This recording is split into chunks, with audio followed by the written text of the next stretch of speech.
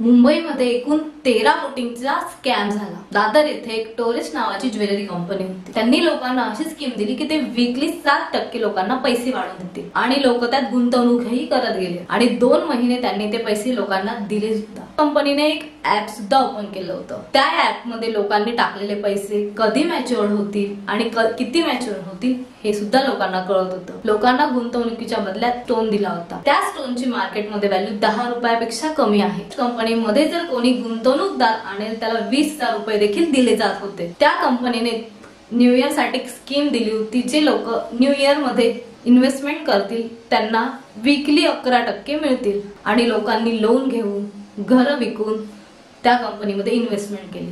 त्या कंपनीचा सीईओ तौसीफ रियाज आणि सीए अभिषेक गुप्ता हे दोघी फरार आहेत। माझी एकच विनंती आहे, कधीही आपले पैसे कोणालाच इन्व्हेस्टमेंट करण्यासाठी देऊ नका।